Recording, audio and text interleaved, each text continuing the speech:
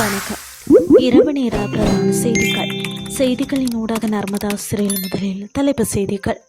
யாழ் நாவற்குழி பகுதியில் கோர விபத்து, குடும்பஸ்தர் பலி.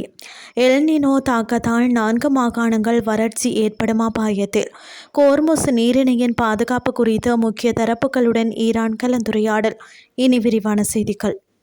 யாழ்ப்பாணம் நாவற்குழி பகுதியில் இடம்பெற்ற மோட்டார் சைக்கிள் விபத்தில் குடும்பஸ்தர் ஒருவர் உயிரிழந்துள்ளார். நாவற்குழி பகுதியைச் சேர்ந்த கிஸ்துராஜா மென்சுலீன் என்பவரே உயிரிழந்துள்ளார். நாவற்குழி பகுதியில் உள்ள பேருந்து நிலையம் ஒன்றில் இரவு பேருந்திற்காக வீதியில் காத்திருந்த வேளை அதிவேகமாக வந்த மோட்டார் சைக்கிள் மோதியதில் படுகாயமடைந்துள்ளார்.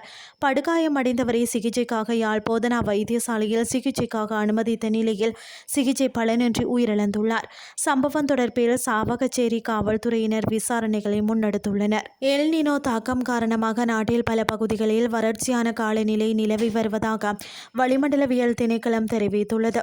இதன்படி வடமாகாணம், வடமத்திய மாகாணம், ஊவா மாகாணம், கிழக்கு மாகாணம் மற்றும் கம்பாந்தோட்டை மாவட்டம் ஆகியவை எல்னினோ தாக்கத்திற்குள்ளாகியுள்ளதாக வளிமண்டலவியல் திணைக்களத்தின் பணிப்பாளர் நாயகம் தெரிவித்துள்ளார். இந்த நிலை மிகவும் தீவிரமான எல்னினோ நிலையாக வளர்ச்சி பெற்றால் அடுத்த மாதம் கடுமையான வறட்சி நிலவுவதற்கான சாத்தியக்கூறுகள் உள்ளதாகவும், அடுத்த ஆண்டு வீழ்ச்சியடையும் மழை வீழ்ச்சி, நீர் உலர்வது மற்றும் வெப்பநிலை அதிகரிப்பு போன்ற பல சுற்றுச்சூழல் சிக்கல்கள் ஏற்படலாம் எனவும் அவர் எச்சரித்துள்ளார்.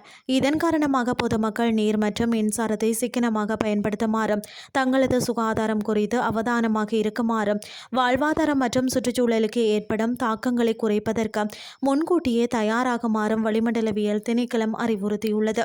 இனி வெளிநாட்டு செய்திகள். கோர்முஸ் ஜலசந்தியின் பாதுகாப்பு நிலைமை தொடர்பாக ஈரான் வெளியுறவு அமைச்சர் அப்பாஸ் அராக்சி சவுதி அரேபியா மற்றும் ஓமான் வெளியுறவு அமைச்சர்களுடன் தனித்தனியாக தொலைபேசியில் பேசியதாக தெரிவிக்கப்பட்டுள்ளது. இந்த பேச்சுவார்த்தையில் கோர்முஸ் ஜலசந்தியின் பாதுகாப்பு தொடர்பான பிரச்சினைகள் குறித்து அவர் விவரித்தார் என கூறப்பட்டுள்ளது.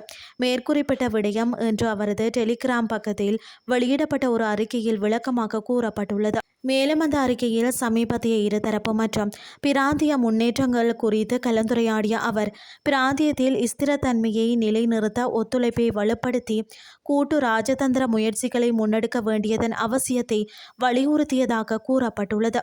இதற்கிடையில் ஈராக்கில் உள்ள ஈரான் ஆதரவு ஆயுத குழுக்களால் சவுதி அரேபியாவை நோக்கி ஏவப்பட்ட ஆளில்லா விமானங்களை சவுதி பாதுகாப்பு படைகள் சுட்டு வீழ்த்தியதாக அறிவிக்கப்பட்டதை தொடர்ந்து அப்பாஸ் அராக்சியும் சவுதி வெளியுறவு அமைச்சர் பைசல் பின் பர்கானும் இந்த தொலைபேசி உரையாடலை மேற்கொண்டதாக அந்த அறிக்கையில் தெரிவிக்கப்பட்டுள்ளது.